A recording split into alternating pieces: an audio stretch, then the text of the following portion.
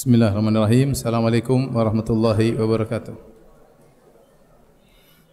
Alhamdulillahi ala ihsani wa syukru lahu ala taufiqihi wa amtinani. Asyhadu an la ilaha illallah wahdahu la syarika lahu ta'ziman li sya'nih. Wa asyhadu anna Muhammadan abduhu wa rasuluhu ad-da'i ila ridwanih. Allahumma salli alaihi wa ala alihi wa ashabihi wa ikhwani.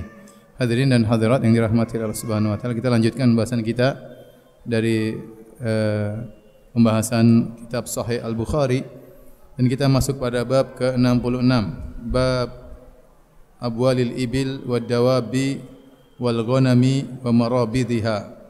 Bab tentang kencing onta dan kencing hewan-hewan berkaki empat, kemudian kencing kambing dan juga tentang kandang-kandang kambing.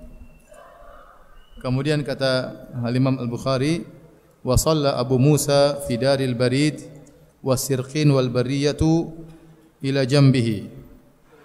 Dan Abu Musa radhiyallahu anhu salat di Darul Barid. Darul Barid, Al-Barid maksudnya tempat yang terletak di lokasi penghujung suatu kota. Dahulu di situ utusan-utusan mampir di situ. Ya, sehingga disebut dengan Darul Barid.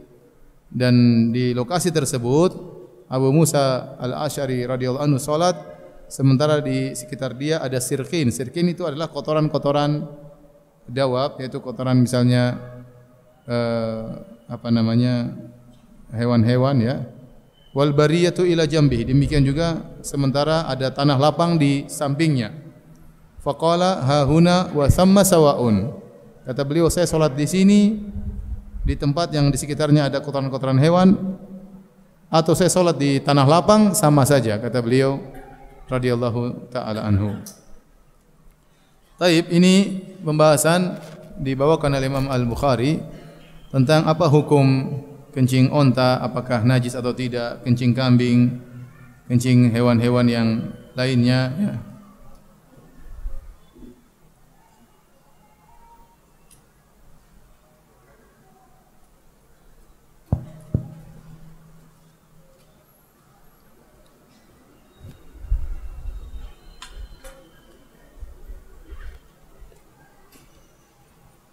Kalau kita berbicara tentang kencing ya, jadi ada kencing, ada kencing manusia,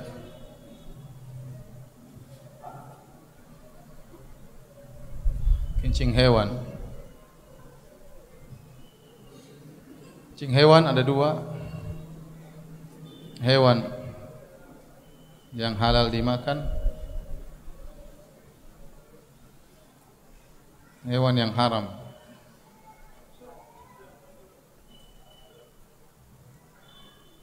Bagaimana dengan kencingnya? Adapun kencing manusia, maka ini ijma ulama bahwasanya kencing manusia najis. Ini ijma ulama najis. Najisnya ya, dalilnya apa? Dalil tentang hadis yang sudah lewat tentang orang yang diadab kubur, yang kata Nabi SAW di antaranya fakana la yastatiru minal bauli wa kana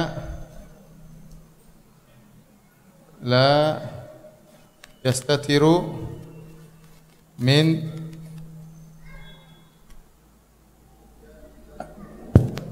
dia tidak bersih dari kencingnya. Ini sudah lewat hadis Ibnu Abbas.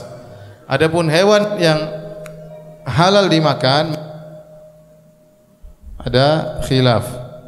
Menurut madhab jumhur,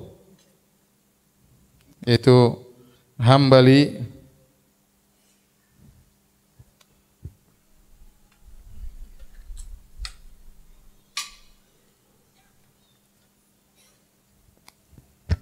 dan Maliki, bahwasanya tidak najis. Adapun Syafi'iyah hukumnya najis berdasarkan keumuman sabda Nabi al-baul. Dalam hadis, keumuman hadis dari hadis tentang seorang yang diadab di kuburan, kata Nabi, wa kanal akhar la yastatiru minal baul. Adapun yang satunya dia tidak bersih dari kencing. Kata Imam Syafi'i, al-baul di sini alif lam menunjukkan keumuman. Berarti semua kencing hukumnya najis berdasarkan keumuman hadis tadi. Adapun hewan yang haram dimakan, contohnya apa? Contohnya anjing, contohnya babi, contohnya himar, ya. Maka ini juga ada khilaf. Khilaf. 4 mazhab najis. Adapun mazhab Imam Bukhari, Al-Bukhari, kemudian Asy-Sya'bi, Ibnu Ulayyah,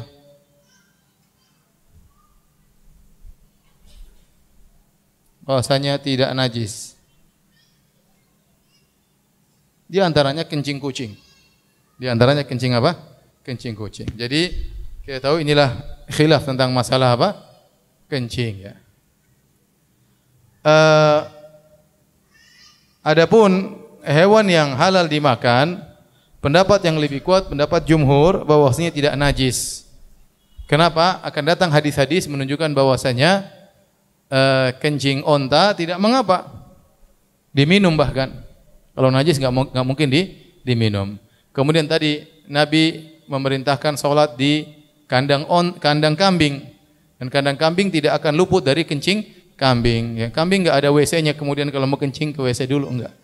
Dia di kandang ada kemungkinan terkena air kencing kambing dan orang boleh sholat di situ, tidak jadi masalah, berarti tidak najis, ya. Masalah kotor itu lain urusan. Tapi kalau najis atau tidak, belum tentu semua yang kotor itu apa? Najis. Ini sudah sering kita sampaikan, ya.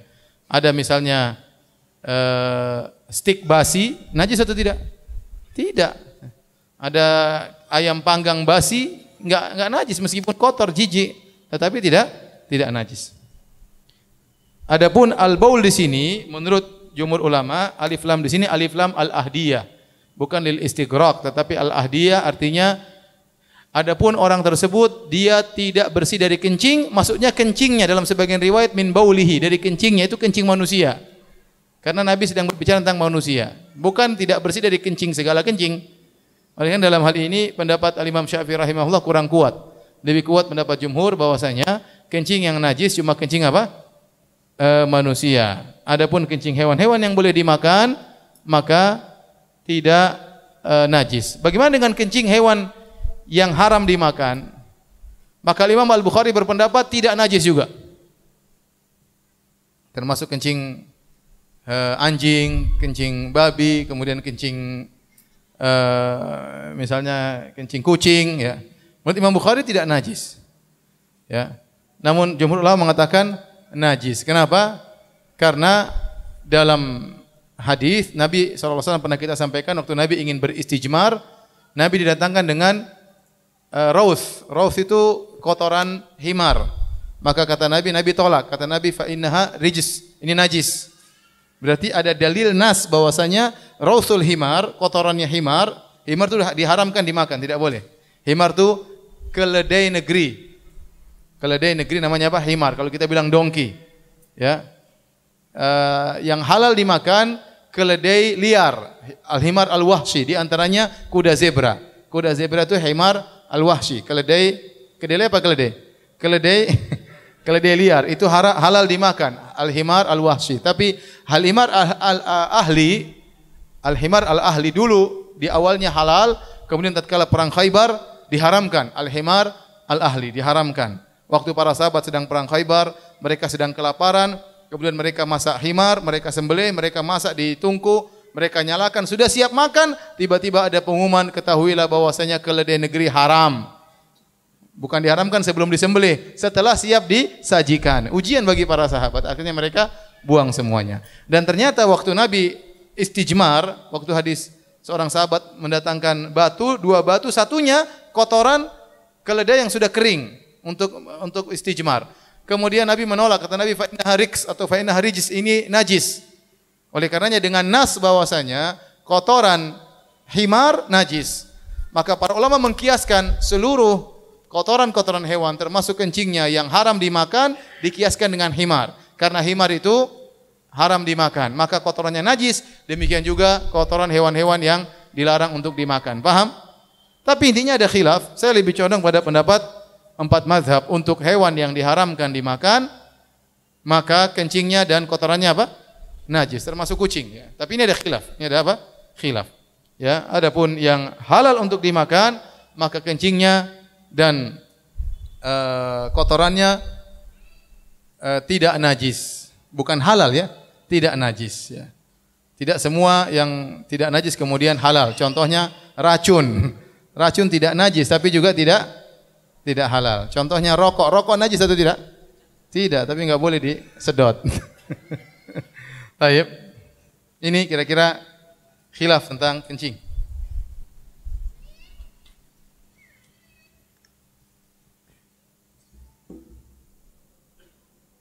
Di antara dalil yang dibawakan oleh Imam Al-Bukhari bahwasanya kencing seluruh hewan mau haram dimakan atau halal dimakan adalah tidak najis, kisah Abu Musa Al-Asy'ari. Ya, jadi beliau membuat bab abwalil ibil, bab tentang hukum kencing onta. Wadawabi, dan kencing hewan-hewan dawab. Dawab kata Ibnu Hajar yaitu zawatul hafir, yaitu yang punya kuku seperti khail, kuda, seperti bigol dan hamir. Jadi dawab maksudnya kuda, bigol dan hamir. Dan bigol dan hamir haram untuk dimakan. Kuda halal, tetapi hamir yaitu keledai haram untuk dimakan. Ternyata menurut Al-Imam Al-Bukhari kotorannya dan kencingnya tidak apa? Tidak najis. Kencingnya tidak najis.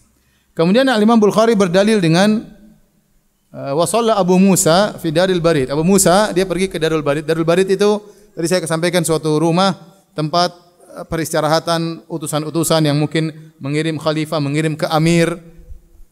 Mereka kirim utusan mampir di rumah tersebut. Rumah tersebut biasanya di daerah perbatasan. Jadi letaknya dekat dengan tanah terbuka, tanah lapang terbuka.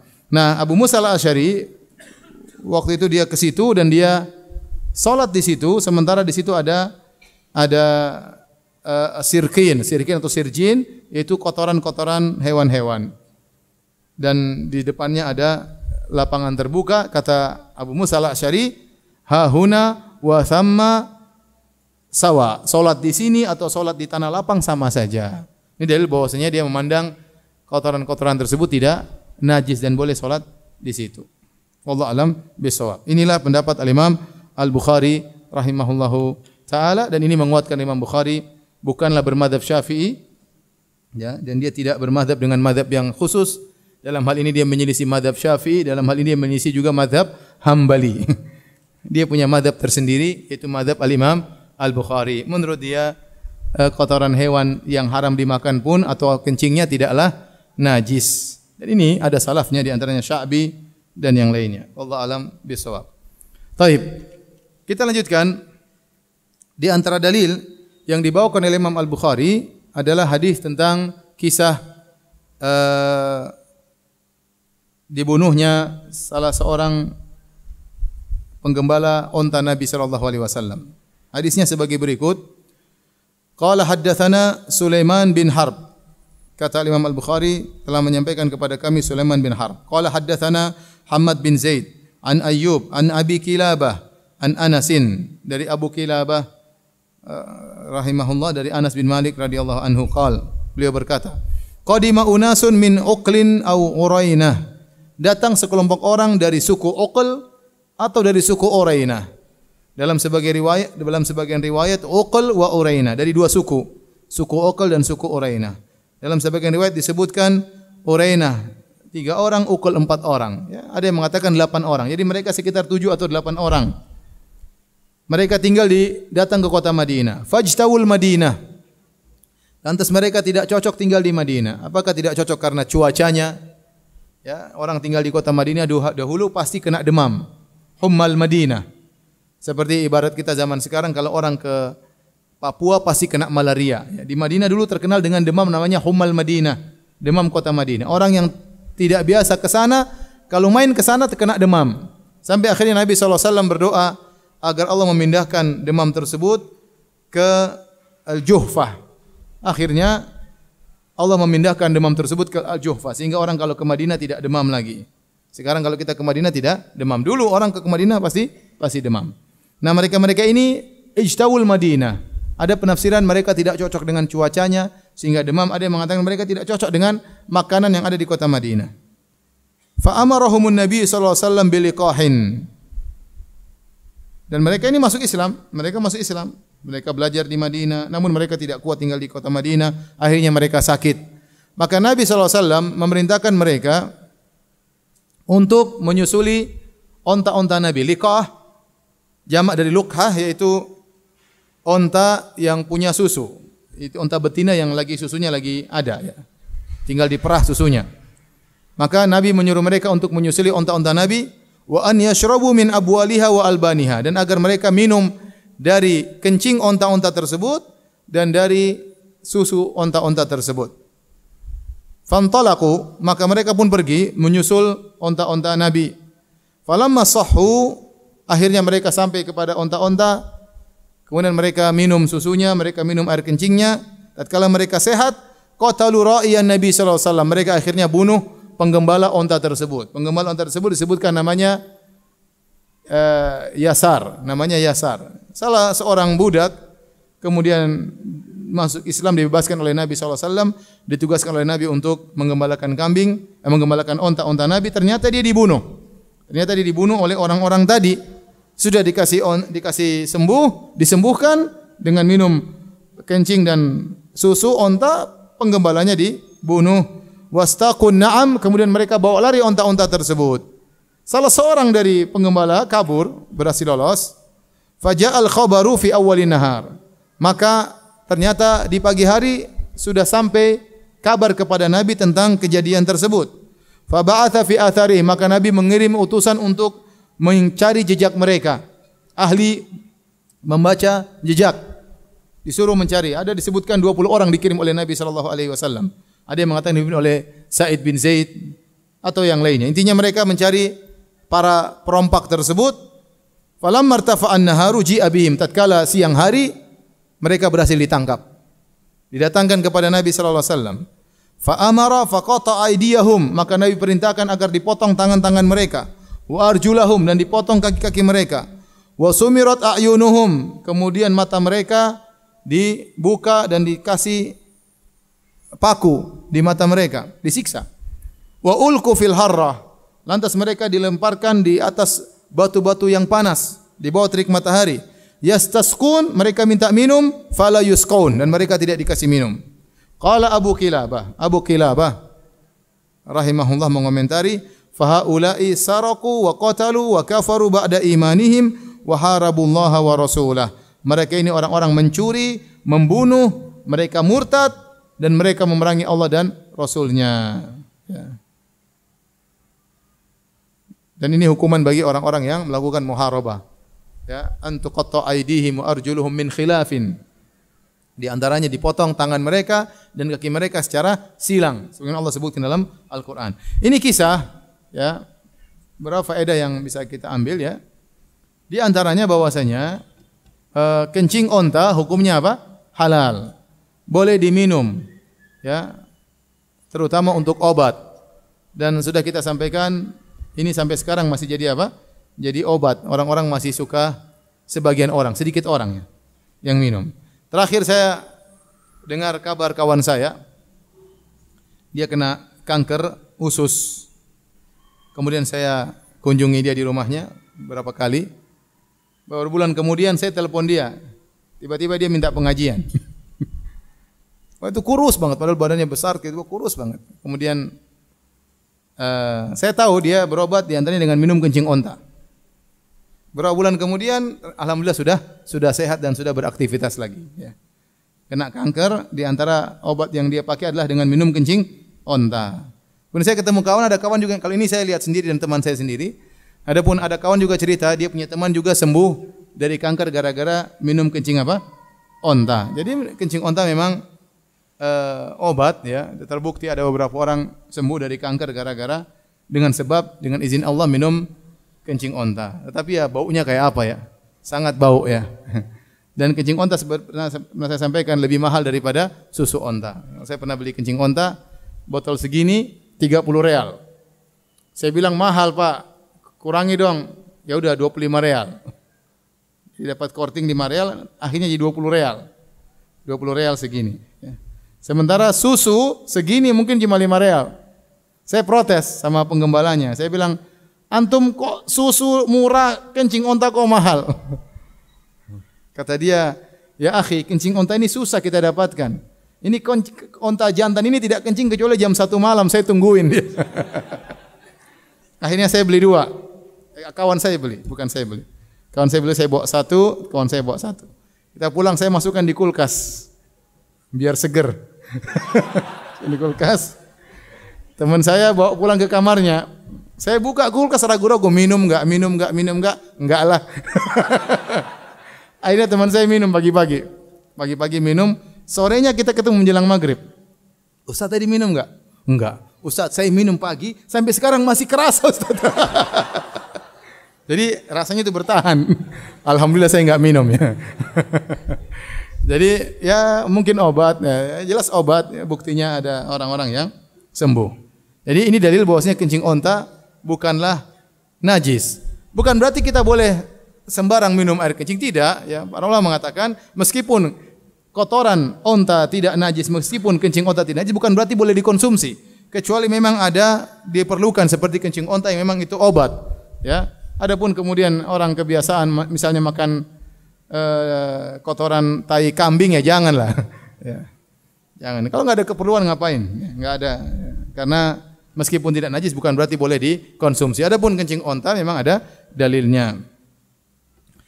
Adapun yang mengatakan kencing onta tidak najis, maka mereka mengatakan ini darurat, ini pengobatan ya. Maka tapi ini tidak benar. Yang benar bahwasanya kencing onta tidak najis. Oleh karenanya Ibnu Hajar dalam Fathul Bari berusaha membela mazhab Syafi'i. Ibnu Hajar berusaha membela mazhab Syafi'i. Padahal dalil-dalil yang menunjukkan bahwasanya kencing onta, kencing kambing tidak najis sangat banyak, seperti hadis ini, seperti tadi Abu Musa al-Asy'ari salat di tempat yang ada kotoran hewan. Kemudian Nabi mengatakan sallu fi marabidil ghanam, silakan salat di kandang kambing ya. Ini menunjukkan tidak semuanya tidak najis ya, tidak najis. Namun demikianlah Ibnu Hajar dalam hal ini dia berusaha membela mazhab Syafi'i dan dia berusaha berdalil dengan hadis al-baul, kata dia ini umum mencakup seluruh kencing dan itu pendapat yang tidak kuat. Dalam hal ini kita tidak membela Ibnu Hajar, tapi kita bela Al-Imam Al-Bukhari rahimahullahu taala. Taib.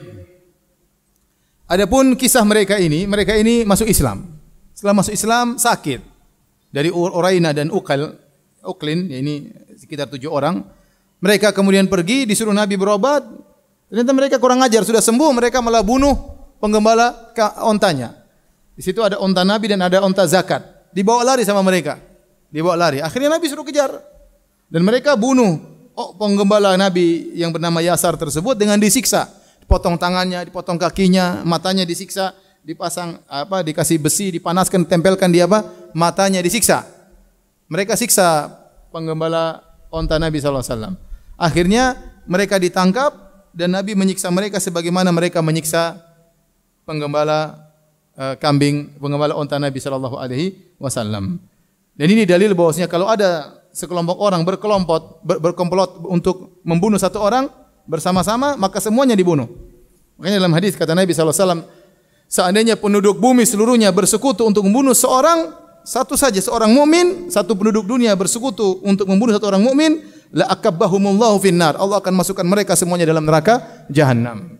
Karena bagaimana nilainya darah seorang mukmin. Mereka 7 orang karena mereka sama-sama membunuh satu orang ini, mereka semuanya disiksa oleh Nabi sallallahu alaihi wasallam. Siksanya tadi dipotong kakinya, tangan kanan dengan kaki kiri, atau sebaliknya tangan kiri dengan kaki kanan. Kemudian di matanya ditusuk dengan paku atau dibuat celak dari besi yang dipanaskan ditempelkan di mata mereka. Kemudian mereka kehausan minta minum, tidak dikasih minum, dibiarkan dijemur di bawah terik matahari sampai meninggal dunia. Maka khilaf di kalangan para ulama bagaimana hukum menyiksa dengan cara seperti ini. ada yang mengatakan ini sudah mansukh dengan adanya qisas, ada yang mengatakan ini tetap berlaku kalau mereka membunuh seperti cara itu, boleh kita membalas dengan cara demikian. Intinya ada khilaf di kalangan para ulama, ini pernah terjadi di zaman Nabi SAW. Namun banyak ulama mengatakan ini sudah mansukh dengan ayat-ayat qisas dan kita dilarang menyiksa dengan cara demikian. Wallahu taala alam bisawab.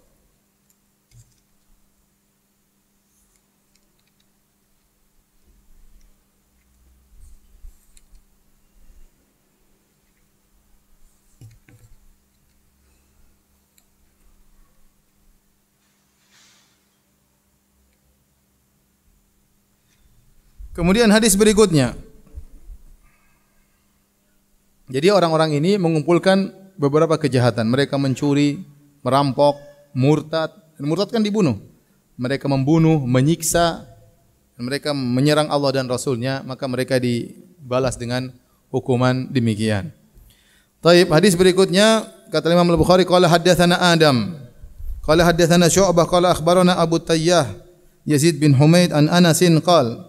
Dari Anas bin Malik radhiyallahu anhu beliau berkata, "Kana an-nabiy sallallahu alaihi wasallam yusalli qabla an yubna al-masjid fi marabidil ghanam."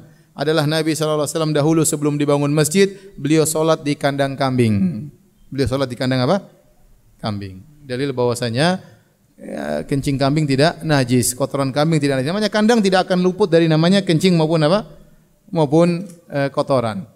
Dan Nabi tentunya tidak sholat di atas kencing ataupun di atas kotoran, tidak. Tetapi namanya tidak akan luput dari itu semua. Namanya kambing kalau jalan dia kencing, asal kencing aja ya. Ibnu Hajar mentakwil hadis ini, kata beliau maksudnya Nabi di atas semacam sajadah. Meskipun di bawahnya najis tapi ditaruh sajadah. Ini takwil dari Ibnu Hajar ya. Kita memilih pendapat jumhur bahwasanya hewan yang halal dimakan maka kotorannya dan kencingnya tidak najis. Bagaimana pendapat Imam Ahmad dan juga Imam Malik dan juga Imam Al-Bukhari rahimahumullahu taala.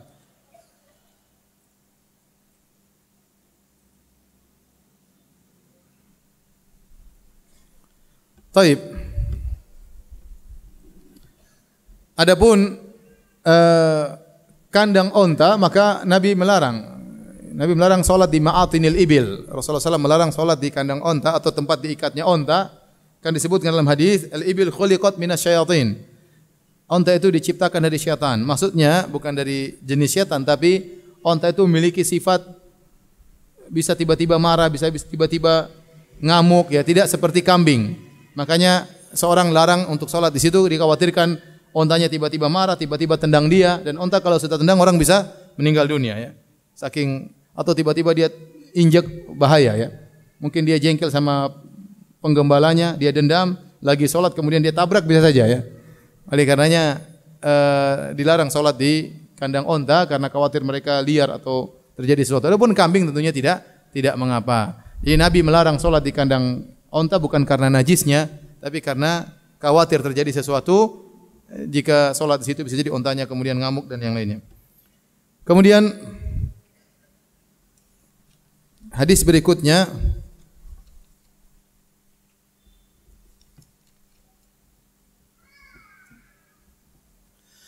bab ma yaqa'u minan najasat fis samni wal ma. Bab tentang najis yang jatuh di minyak atau air.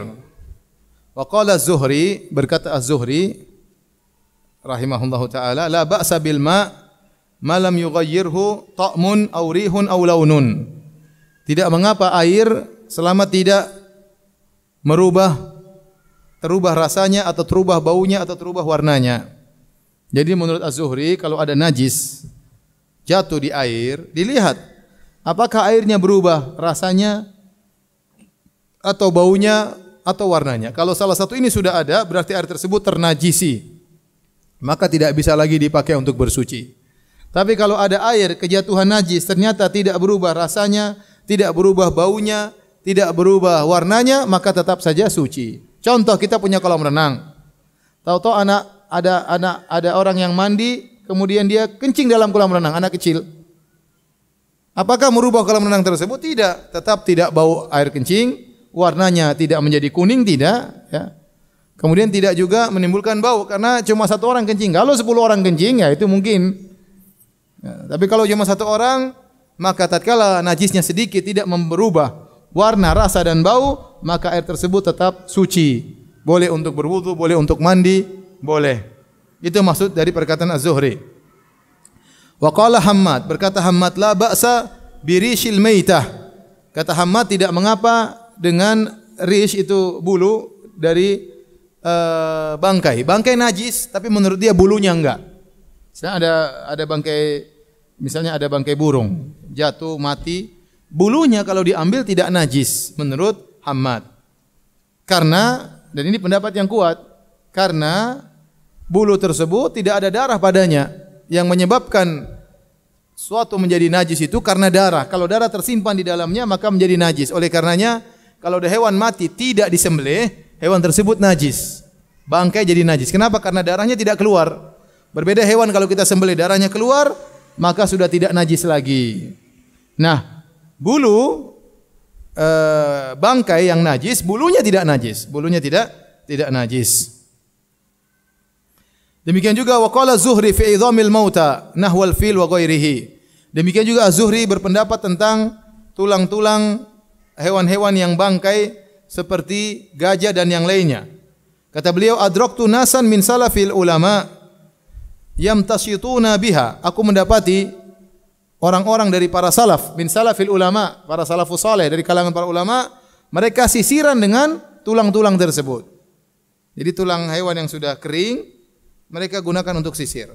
Wa yaddahinuna fiha la yarawna bihi ba'san, dan bahkan mereka menggunakan minyak ya di tulang-tulang tersebut dan mereka memandang itu tidak mengapa. Qala Ibnu Sirin wa Ibrahim An-Nakhai wala ba'sa bi tijaratil aj. Tidak mengapa jual beli gading gajah. Tidak mengapa jual beli gading gajah, berjualan gading gajah karena menurut dia gading gajah tidak najis, tidak najis. Baik. Ini pembahasan tentang masalah tulang hewan atau rambut hewan atau bulu hewan najis atau tidak. Ya. Yang benar wallahu alam bisawab, maka bulu hewan yang najis atau tulang hewan yang najis kalau sudah dibersihkan dari kenajisannya maka tidak najis lagi. Oleh karenanya kalau ada saya katakan dari burung kemudian dia jadi bangkai, burungnya itu najis, tetapi bulunya tidak. Ya, bulunya tidak. Kenapa tidak najis? Karena tidak ada darah di situ. Ada yang mengatakan karena tidak ada kehidupan di situ. Buktinya seperti kambing domba itu kan ada bulunya. Dia masih hidup kita potong untuk diambil bulunya. Bulunya najis atau tidak? Tidak. Kenapa waktu dipotong dia tidak sakit? Karena tidak ada kehidupan di situ. Tidak ada saraf di situ. Yang benar bukan tidak ada kehidupan, tidak ada darah. Ada sebagian istilah la tahuluhul hayat, tidak ada kehidupan di situ. Makanya tidak sakit. Seperti kuku. Kuku ini najis atau tidak? Tidak, karena kita potong enggak sakit. Karena memang situ enggak ada kehidupan di situ, tidak ada darah di situ. Tapi kalau kita tarik begini ya sakit karena ada saraf. Gigi juga kalau kita potong sebenarnya enggak sakit, cuma karena nyilu ada saraf jadi sakit. Sebenarnya gigi ini sini tidak ada kehidupan dalamnya, tidak ada darah dalamnya. Ya. Makanya mereka mengatakan gajah tidak boleh dimakan, tapi giginya itu taringnya itu, gadingnya itu tidak apa-apa, karena itu tidak ada darah di situ, maka tidak najis. Beda kalau kambing, misalnya antum berburu kambing lagi lari kemudian antum lempar parang kena kakinya, maka potongan kaki tersebut bangkai, tidak boleh.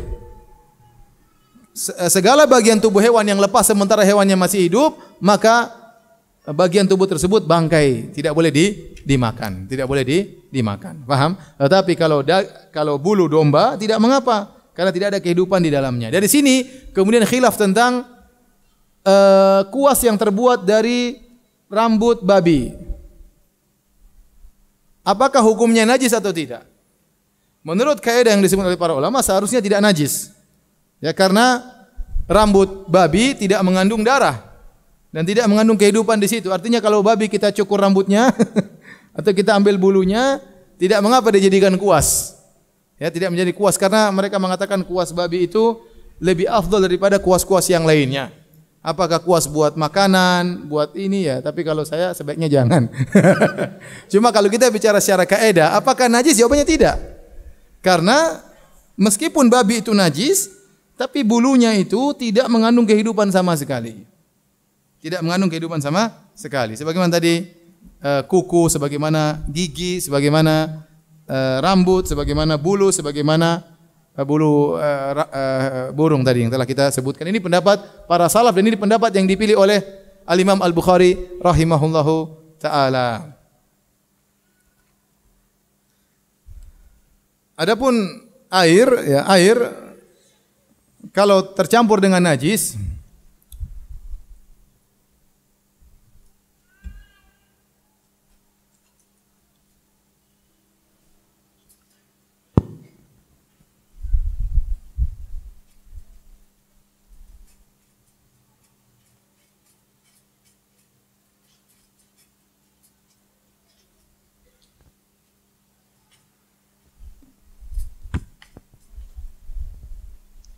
kalau air tercampur najis. Air tercampur. Pertama, tercampur dengan bukan najis. Seperti tercampur madu, kemudian atau teh, atau yang tepung misalnya, sabun, dan lain-lain. Madu najis atau tidak? Tidak. Teh, tepung, sabun, tidak najis. Kemudian air tercampur dengan najis.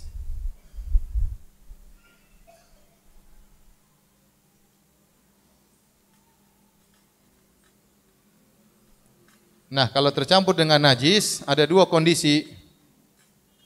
Berubah salah satu dari tiga, yaitu apa? Warna, apa? Bau, rasa. Kalau berubah maka jadi najis. Ijma ulama. Ijma ulama. Tapi kalau tidak berubah, maka dilihat. Jika airnya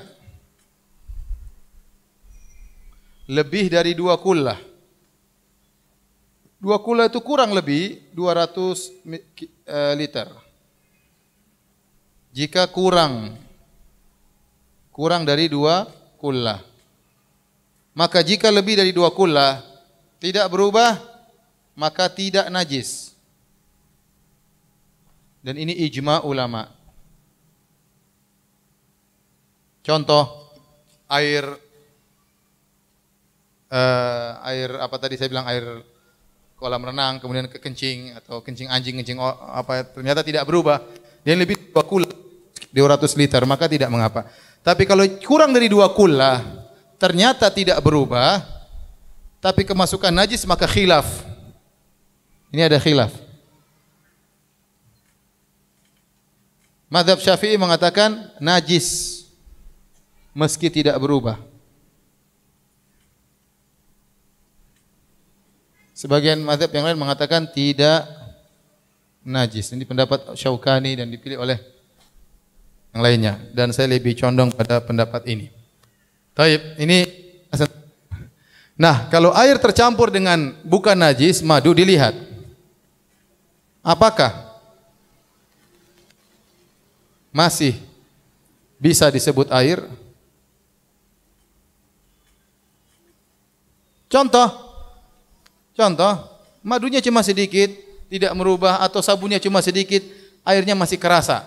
Maka seperti ini masih suci dan mensucikan. Jika masih bisa disebut air, maka suci dan mensucikan. Jika tidak bisa lagi disebut air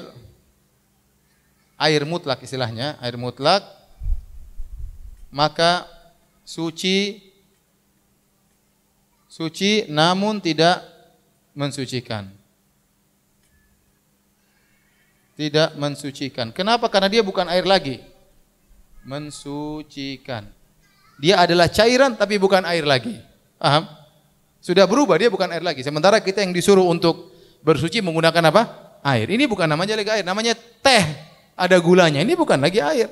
Sudah namanya air teh, bukan air mutlak. Kalau orang bilang datangkan air, orang datangkan teh, ini bukan air yang saya maksud. Tapi kalau saya bilang datangkan air, diambil air sumur, diambil air sungai, tetap ini maksudnya air. Tapi kalau saya bilang datangkan air, tahu-tahu dia datangkan teh, madu, ini bukan lagi air yang bisa untuk bersuci. Demikian kalau sabun kecemplung ke dalam bak, kalau busanya sedikit ternyata airnya masih terasa air, maka itu tidak apa-apa. Tapi kalau sudah berubah jadi sabun semuanya, maka ini bukan lagi air. Ya. Intinya ya di sini, ini ada khilaf di sini tentang air tercampur dengan najis, tapi tidak berubah, namun airnya sedikit, kurang dari 2 kullah. Maka sebagian ulama seperti Imam Syafi'i mengatakan najis meski tidak berubah, sebagian ulama mengatakan tidak najis karena tidak berubah. Adapun yang mengatakan najis meski tidak berubah berdasarkan hadis idza balagal ma'u kullataini lam yahmilil khabath. Jika air telah mencapai 2 kullah tidak akan mengandung najis. Ini makna hadis ini. Jika air telah mencapai kurang lebih 200 liter tidak akan mengandung najis. Adapun yang mengatakan tidak najis mereka berdalil dengan hadis yang umum, innal ma'a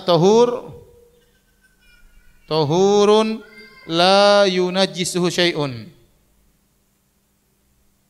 Sungguhnya air itu suci, tidak bisa dinajiskan oleh apapun.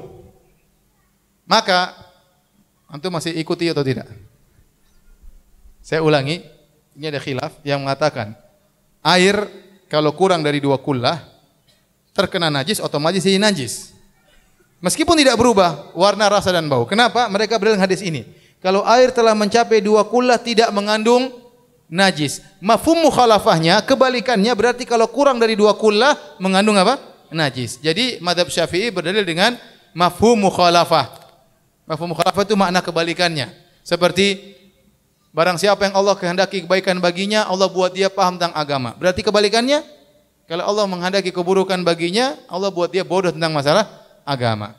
Seperti ini, kalau air mencapai 2 kullah tidak mengandung najis, meskipun najis tidak mengandung najis. Berarti kesimpulannya, kebalikannya, kalau kurang dari 2 kullah kena najis, maka otomatis ternajisi. Paham? Adapun hadis ini mantuk tekstualnya. Tekstualnya jika air itu suci dan mensucikan tidak bisa ternajisi. Selama tercampur najis tidak berubah, tidak ternajisi. Maka dalam hal ini kita berhadapan 2 hadis ini dengan hadis ini, kata para ulama, ini mantuknya, tekstualnya berlawanan dengan mafhumnya. Kalau diadu dalam usul fikih antara mantuk dengan mafhum, lebih kuat mantuk. Maka tekstualnya kita menangkan, maka kita katakan air tidak ternajisi meskipun kurang dari 2 kullah selama tidak merubah rasa, warna dan bau, dan itu pendapat yang lebih kuat, Allah alam bisawab. Cuma bagaimana dengan hadis ini? Kita bilang hadis ini hati-hati. Kalau air kurang dari 200 liter, hati-hati kalau ternajisi. Tolong dicek. Karena kalau sudah kurang dari 200 liter, mudah ternajisi. Mudah. Tetapi belum pasti apa? Najis. Paham? Yang benar. Silakan difoto biar lihat-lihat di rumah ya. Murajaah.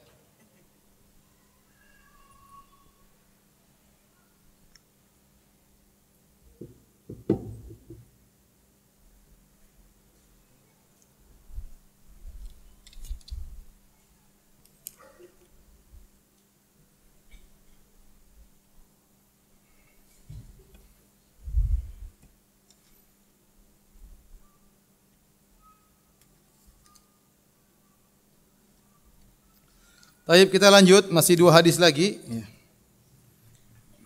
Biar cepat selesai. Qala haddatsana Ismail. Qala haddatsani Malik. An Ibn Shihab, an Ubaidillah bin Abdullah bin Utbah bin Mas'ud, an Ibni Abbas, an Maimunah.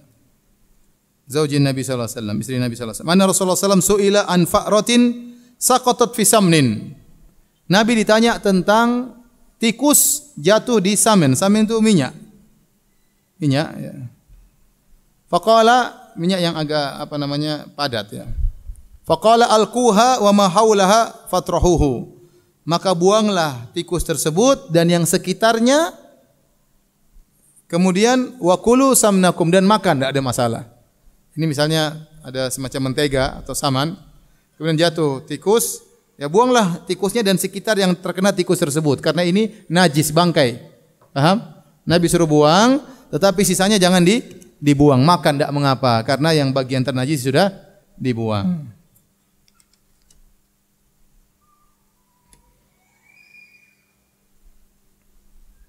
Jadi yang repot kalau cairan langsung bisa beredar, tapi kalau dia agak kaku seperti mentega atau samen, itu minyak yang kaku, mudah untuk kita ambil sekitarnya, atau baru jatuh bisa kita selamatkan. Tapi kalau sudah cairan dan lama, ya sudah, berarti najisnya sudah tersebar, maka buang seluruhnya. Buang seluruhnya, jangan dimakan. Tapi hadis berikutnya, azan kah? Qala haddatsana Ali bin Abdullah, qala haddatsana Ma'an, qala haddatsana Malik an Ibnu Syihab, an Ubaidillah bin Abdullah bin Utbah bin Mas'ud an Ibni Abbas an Maimunata. Anna Nabi sallallahu alaihi wasallam su'ila an fa'ratin saqatat fi samnin. Nabi sallallahu alaihi wasallam ditanya tentang tikus yang jatuh di samen. Faqala khudhuha wa ma haulaha fatrahuhu. Ambillah tikus tersebut dan apa yang di sekitarnya, dan buanglah, ya. Berarti yang sekitarnya, sisanya dimakan. Adapun tikus dan ada sekitarnya buang, sisanya dimakan karena tidak terkena najis. Taib, hadis berikutnya, qala haddatsana Ahmad bin Muhammad, qala akhbarana Abdullah, qala akhbarana Ma'mar an Hammam bin Munabbih an Abi Hurairah an Nabi sallallahu alaihi wasallam. Dari Nabi sallallahu alaihi wasallam beliau bersabda, kullu kalmin yuklamuhul muslimu fi sabilillah takunu yaumal qiyamati kahayatiha idh tu'inat tafajjaru daman al-launu launud dam wal arfu arful misik. Azan dulu deh. Azan.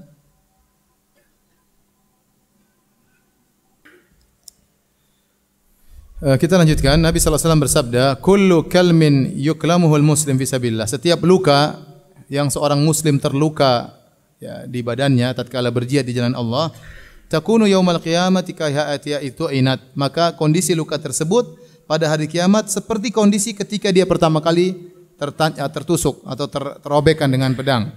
Kondisinya akan luka pada hari kiamat kelak. Tafajjaru daman, keluar darah dari luka tersebut. Akan tapi kata Nabi, al-launu launud dam, maka warnanya warna darah, wal arfu arful misik, dan baunya bau minyak kasturi. Ini balasan bagi orang yang berjihad di jalan Allah Subhanahu wa taala, terluka di medan pertempuran, maka dia akan dibangkitkan dalam kondisi masih ada lukanya, bahkan lukanya masih segar, karena kata Nabi, terluka sebagaimana dia pertama kali ditusuk. Keluar darah tetapi baunya bau harum sehingga tersebar di mana-mana, menjadikan dia tersohor pada hari kiamat kelak dengan bau yang sangat harum keluar dari tubuhnya. Para ulama khilaf kenapa Imam Al-Bukhari membawa hadis ini dalam bab ini. Apa masalahnya, ya? Apa hubungannya dengan pembahasan kita bahwasanya air kencing onta atau tadi pembahasan bahwasanya kalau air tidak berubah rasa, warna dan baunya, maka tidak najis, ya. Kalau air tidak berubah rasa dan baunya, warnanya, kalau kejatuhan najis, selama tidak berubah maka tidak najis, ya. Ini pendapat yang tadi disebutkan. Ibnu Hajar menjelaskan maksud dari hadis ini, yaitu kalau ternyata sesuatu sudah berubah zatnya secara total, maka tidak najis lagi, ya. Sebaliknya berarti kalau tidak berubah, sesuatu kalau berubah, ini darah berubah jadi minyak kasturi, maka tidak najis. Selama belum berubah, berarti kembali kepada hukum asal. Ini maksudnya begitu. Saya ulangi. Seakan-akan Imam Bukhari mengatakan darah ini pada hari kiamat kelak berubah menjadi minyak apa? Kasturi. Berarti yang tadinya najis karena darah berubah lagi tidak menjadi apa? Najis. Berarti sebaliknya, kalau tidak berubah kembali kepada hukum asal. Nah, demikian juga air. Air kalau dia berubah menjadi baunya berubah, warnanya berubah, rasanya berubah, maka jadi najis kalau terkena najis. Tapi kalau selama tidak berubah maka kembali kepada hukum asal bahwasanya air tersebut tidak najis berdasarkan yang dipilih oleh Imam Al-Bukhari. Dan ini juga dalil bahwasanya minyak kasturi tidak najis. Minyak kasturi itu antum tahu dari mana asalnya? Minyak kasturi itu berasal dari rusa, gozal ya. Rusa yang mengalami penumpukan darah di bagian tubuhnya, kemudian dia sampai membeku darah tersebut, kayak ada buat kantong di badannya ya. Kemudian dia merasa gatal dengan sakit dengan kantong tersebut, akhirnya dia gosok-gosokkan di pohon, kemudian jatuh jadi kantong isinya minyak kasturi. Itu asalnya darah yang tertimbun kemudian terkumpulkan membeku menjadi apa? Minyak. Menurut para ulama ini tidak najis meskipun asalnya apa? Darah, tapi sudah berubah menjadi apa? Suatu yang lain, terjadi persenyawaan, proses kimia sehingga menjadi apa? Minyak. Maka dari darah yang membeku tadi dirubah menjadi minyak kasturi dan dipakai, bahkan disering disebutkan dalam hadis-hadis Nabi sallallahu alaihi wasallam. Baik, demikian insyaallah kita lanjutkan Selasa depan ya. Mudah-mudahan terakhir dari kitab wudu ya. Biar kita selesai dari satu buku ya. Ramadan sudah masuk bab yang lain mudah-mudahan ya. Baik.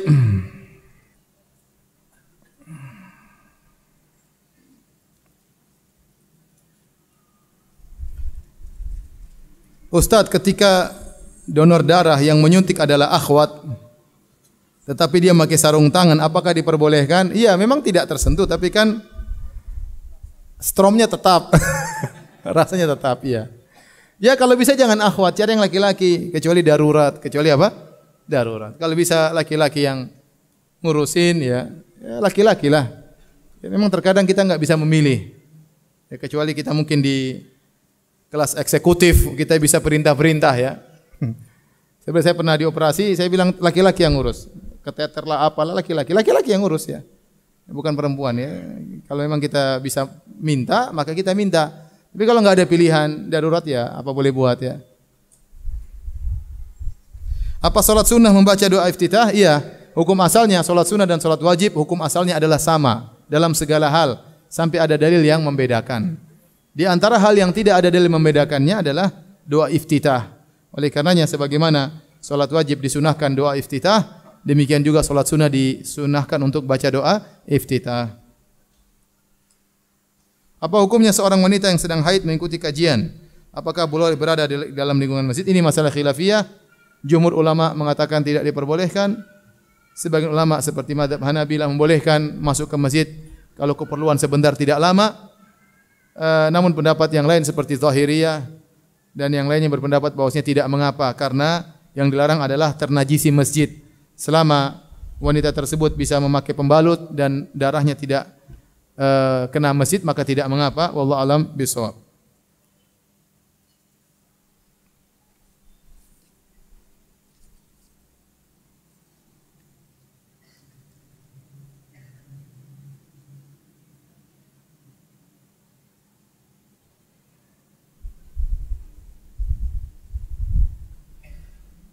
Saya seorang penggiat outdoor. Penggiat outdoor top saya enggak tahu. Mungkin pekerja di luar ya. Bagaimana kalau sedang berkegiatan di alam bebas mimpi basah? Ya tinggal mandi. Kalau tidak ada air, tayamum. Ya. Jadi kalau kita lagi di alam bebas tidak ada air untuk mandi, tayamum. Tayamum. Kemudian bismillah, tangan, kemudian wajah. Itu sudah pengganti bagi wudu dan pengganti mandi junub. Tapi kalau ada air maka harus mandi. Misalnya tatkala kita di tengah hutan enggak ada air, maka kita tayamum, tepukan tangan ya, bismillah, kemudian kita begini, baru kemudian apa? Wajah, maka sudah sah kita salat. Tapi kalau kita 2 jam kemudian dapat air ya kita mandi, maka batalah tayamum tersebut kalau ada air. Bagaimana kalau saya salat tanpa tahu arah kiblat? Berusaha cari dulu tahu arah kiblat di mana. Tapi kalau sudah enggak tahu, maka silakan menuju menghadap mana saja. Walillahil masyriq wal maghrib fa aina ma tuwallu fa thamma wajhullah. Milik Allah timur dan barat, dimanapun kau mengarahkan maka disitulah wajah Allah. Tidak jadi masalah kalau seorang tidak tahu di mana kiblat, tapi dia harus berusaha cari dulu kira-kira di mana, dengan melihat matahari, dengan melihat bintang, mungkin mana kalau di Indonesia mana arah barat.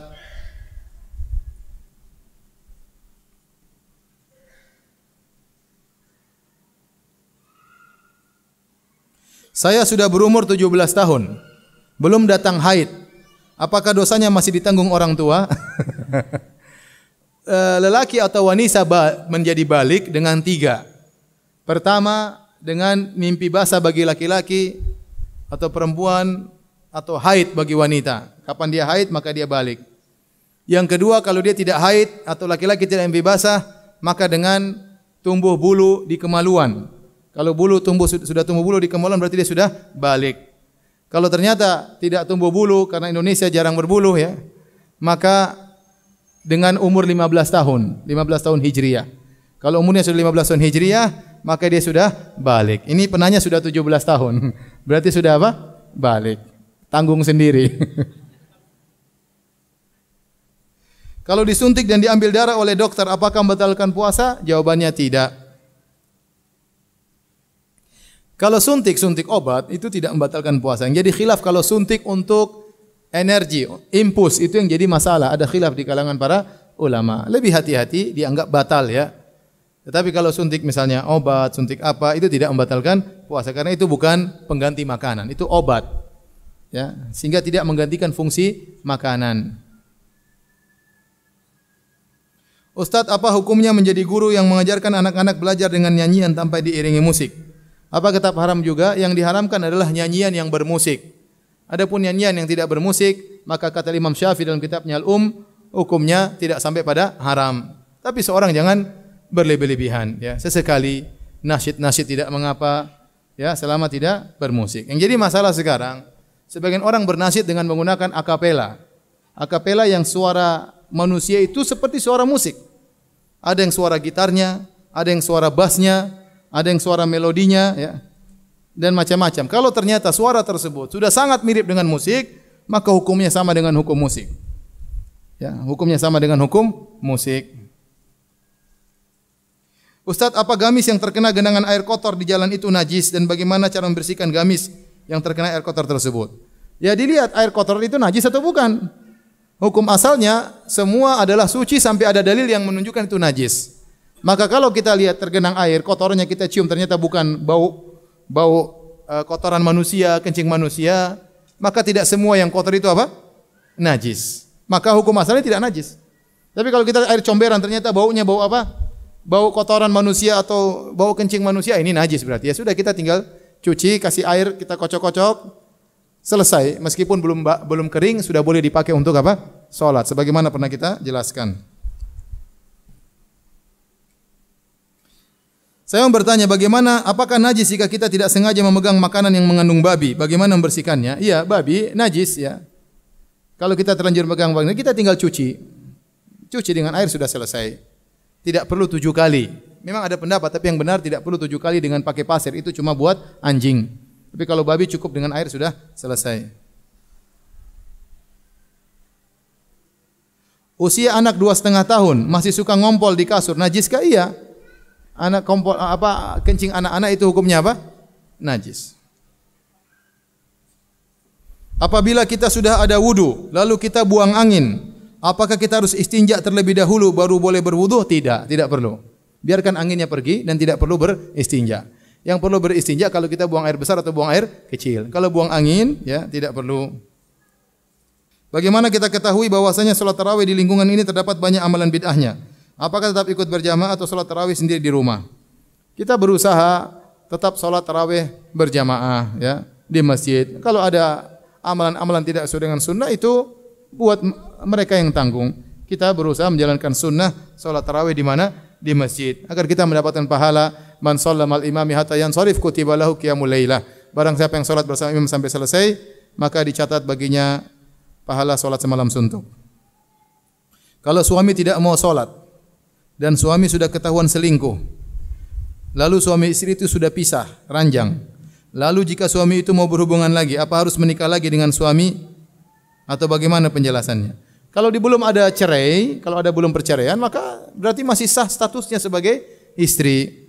Kalau dia sudah jatuhkan cerai, suami pernah cerai, menceraikan istrinya, maka dilihat kalau masih dalam masa iddah, suaminya kembali, maka tidak perlu nikah lagi.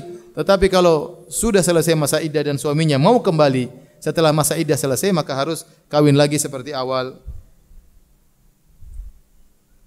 Ustaz, apa hukum apabila semut yang jatuh ke minuman lalu terminum, apakah najis? Semut tidak najis. Ya. Kalau semut jatuh ke minuman, berarti minumannya tidak najis, karena semut tidak najis. Bagaimana hukum menjual beli kotoran hewan? Kalau ternyata kotoran hewan tersebut seperti sapi, kotoran sapi menjadi pupuk, maka tidak mengapa. Tidak jadi mengapa. Allah Ta'ala bisawab. Demikian saja. Subhanakallah bihamdik. Asyhadu alla ilaha illa anta astaghfiruka wa atubu ilaik. Assalamualaikum warahmatullahi wabarakatuh.